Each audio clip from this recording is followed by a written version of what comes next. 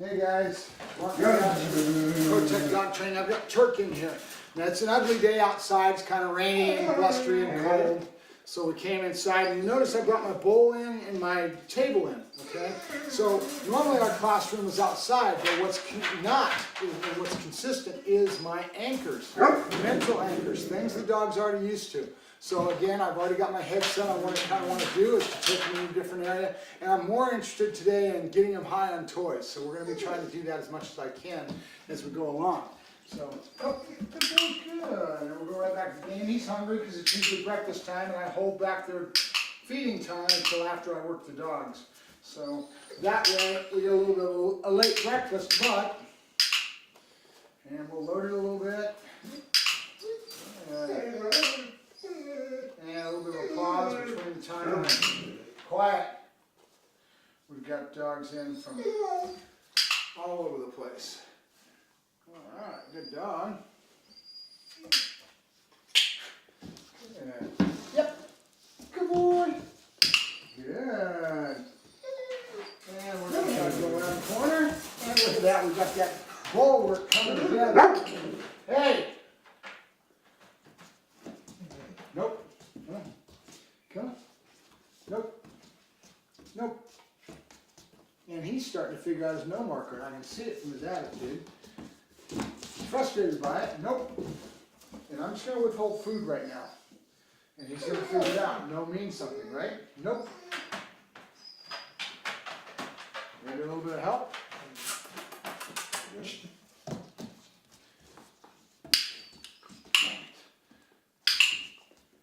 Clicker's not double clicking for me like it should. Come on. Come on. Let's go. A little bit of help from the voice.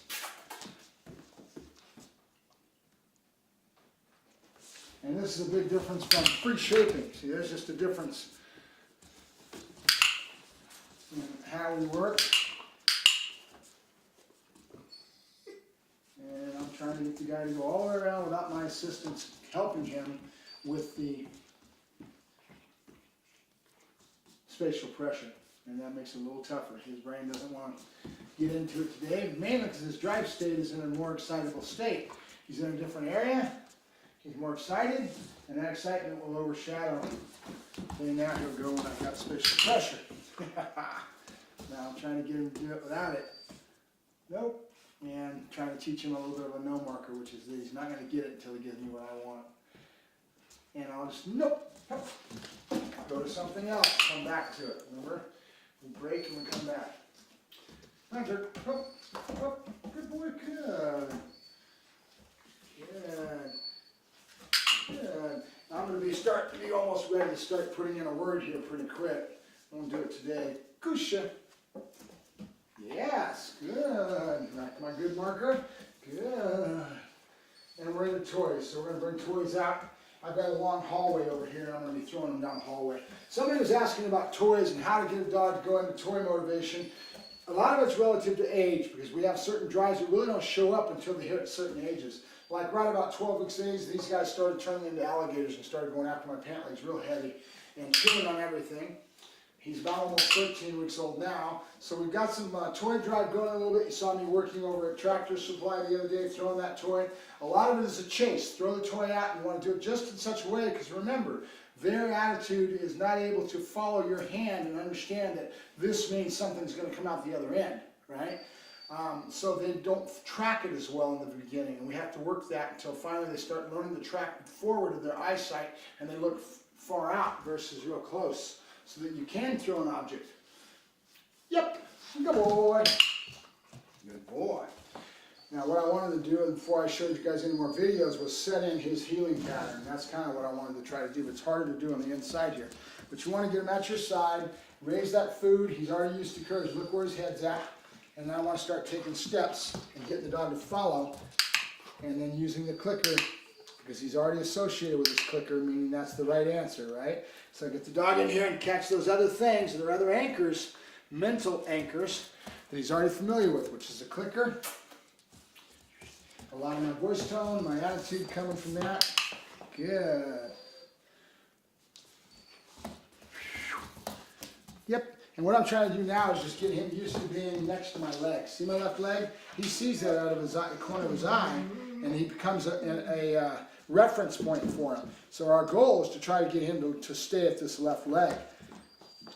And you see some of that work, I can go break it down with Rocky for you so you guys can start to understand how I get the dog to track this left leg. By stepping out, right when I step, see the food goes with me. And I keep that whole attitude up all the way through where he unconsciously starts picking up on this left leg. And we'll take that into more and more challenges as we go along. And again, I'll break it down with Rocky so you can see that as we go along. And it's basically we're trying to set a healing pattern. His gait, I can get a nice prance that I was talking about before. Get the dog to what I call high stepping, where the dog will actually pick up his feet and start high stepping, just like you would with a horse that was gaiting in a high step manner. And that's kind of what you see with a lot of this focused healing. And we'll do it right now. Let's see if I can get you to see it. Head's high. Where the head's at matters, because if you set that head high, that'll create that long extension in the gait. And then you start to do things that is movement. What speed do I need to be going depending on the dog? Hey, Turk, good boy, good. Depending on the dog, what speed do I need to be going to get this hard extension? See? So if I go faster, he starts extending. There you go. And where I raise that head will get that extension. See it? Let's see if I can get it again. You guys can see this. I'll come back towards the camera. Good boy. Good. I've got his head high. He's wanting to dig in for the food. I've got his nose right where I want it. And I start walking, and I look for that high extension. Let's see if I can get it. And that's how I get a prance. Come on. Where the dog is actually picking up his feet and putting them way out in front. And it's where you set that head as he's moving.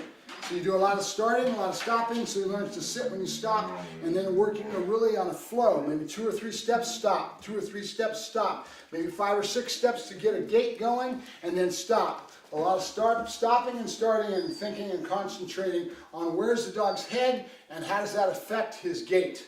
And you can set it to be anything you want it to be, but you'll see it when you see a lot of this focused healing in Schutzen and things. You'll see a nice, big old prancy gait.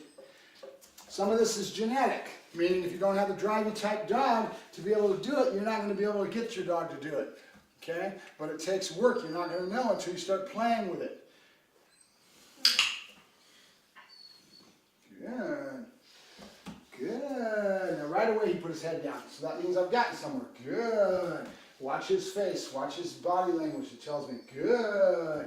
I'm looking for duration, so I want to try to make sure I set my time level right below, good, where he's going to want to break. And then I break the dog on my own, and then I start stretching that time level, a little at a time.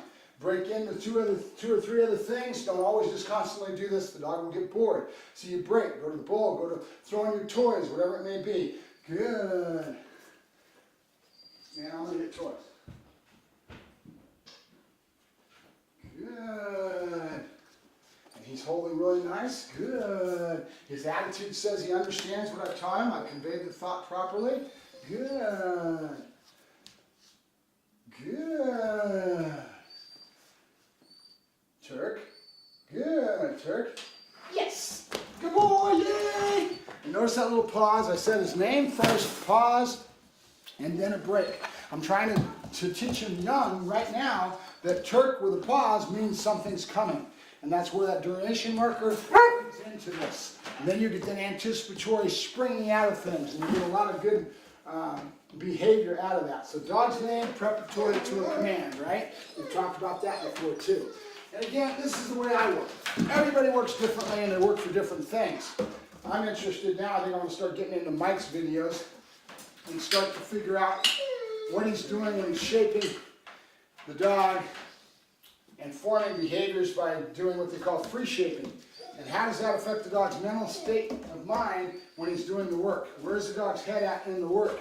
And that's kind of what I'm looking at when I start seeing somebody like Mike that does something religiously and really believes in what he's talking about, which is free shaping. And again, it's not right, not wrong. I work dogs differently. It doesn't mean that I'm right. It doesn't mean Mike's wrong. But again, where's the dog's head out in the work? And that's kind of what I want to see, is where's the dog's mental aspect overall for the finished product. When he matures into the real thing, is it, we need to talk about this anyway. We had somebody talking about socialization.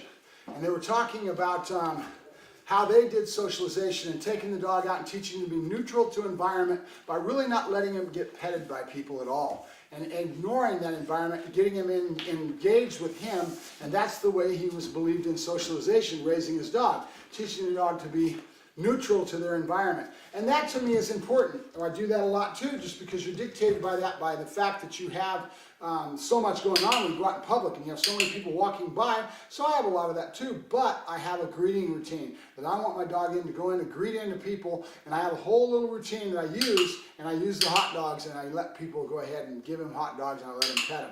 That's my philosophy, and I'd like to see the end product. What is the difference between treating your environment like neutral and don't letting people pet him versus the way that I do things? I believe in the way that I do things because there's too much chance for a dog to be reactive if I don't teach him to be friendly with people. And that's what I want anyway. I want a dog that I can take any place with me, friendly and fine, and when I tell him to eat you, he's going to eat you. And so that's what I'm reaching for in my end result. My gut tells me that I would have more problems not having my greeting routine in versus a dog that I just do neutral. And I'm not going to say that it's the case because I really don't know, but I wouldn't doubt that Mike kind of treats it the same way, that he doesn't want people petting him as much, and he teaches the dog to be neutral to their environment. So it's a subject I want to get into. The other one is that dopamine fix, and how the trainer was talking about rewarding the dog and then have the dog dependent on that reward. When it's not there, they get totally stressed out. When you're talking dopamine and increasing that dopamine and knowing how to work a dog like I do, that could cause a problem where the dog could get fixated on that. And then when it's not there for him and he doesn't have that help with your voice tone, with all that stuff, how is it going to affect the dog's mental attitude? This one dog that he was mentioning as his example was a dog that was showing a lot of stress when the owner stopped doing his patterns and stopped doing his point of conditioning that the dog was used to having for himself. Good.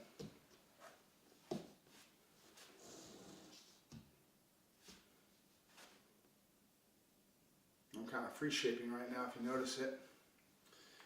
Like I said, it's a lazy, ugly day outside, so we just bring the dogs in to work and we play, and I'm just poking at things, seeing where the dog's at, and I'll use this assessment and it's working good as a way of evaluating his future as far as what I do to change up on my routines, adding or subtracting things into my powers of 2s and 3s into my little pyramid that I showed you guys. Good. Good. Yep. Yeah, good boy, good. There you go. Yay. Good boy, good. Good boy, good. Yeah. Ah, good boy, good. One thing you'll notice when I play with a young puppy and with a dog and I'm trying to teach him to grab this object and start really biting down on it, I will never pet the dog over, well, I'll try not to anyway. I don't like to pet the dog over the top of the head. You ever notice this? When the dog gets petted over the head, their ears go down, and that's a submissive type of thing. So when I'm doing the play especially, because I want to go on a bite work later on down the line, you'll see me getting the dog into it. See, oh, good boy, good, good boy. I let him come up, I let him touch my body. It's important to me. I start praising underneath the neck. See this underneath the neck? And underneath the neck. And I'm doing this because I want to get the dog used to a hand coming at his face. Good. Good. And I pet him very little on the top of the head, if at all. Good boy. Good. And I always let the dog win. I let him take it away from me and feel that, that pull of his head and actually winning and getting to go off and be proud. I want a dog that has more tendency to be possessive versus not possessive. Some trainers, some people will advocate that they don't want a dog to be possessive. Good boy, good. Good boy, good. That's my boy, good. That's good. Good boy, good. Get him high on this toy, so good boy, good. And I just did a trade me type of thing. I didn't say it, but I did it. Food hand.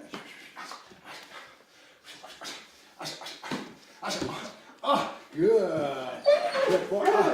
Notice I let the dog touch my body because that's legal. I want a dog to come up, wrap his legs around the decoy, and touch with the body. So I do a lot of that. Throw my leg out here, and I'm praising him. We'll go into some of that subject at some point. We start talking about how do I build bite. Good boy. Good. Notice me swinging my arm around. These are all things the dog's got to get used to. Good boy. Good boy. Good. Good boy. Yay, Turkers. Yay, Turkish. Good boy, Turk, good boy. And I'll get pretty rough with them as I go along, teaching them to put up with that roughness and then to actually accent it when they pull it. He just did that. I have a pinch, and I just barely touch the toy, and I let him pull it away. There's my ability to feel that pressure. Oh, good boy. And I feel it, and I let the dog feel it too, and he feels it and wins. And that's what we're doing. Oh, good boy, good. Oh, good boy, good. Oh, good boy. Stimulating a little bit of a possessiveness. Good boy, good. How you pet the dog, how you treat the dog is what you're going to end up getting. Oh, good boy, good. And a lot of body praise, big strokes. I actually grab the jowl. Good boy, good, yeah, with a very proud attitude. One of trying to promote stoutness and promote pride and confidence in the dog. I'll talk to you guys later. Have a good day. Bye-bye.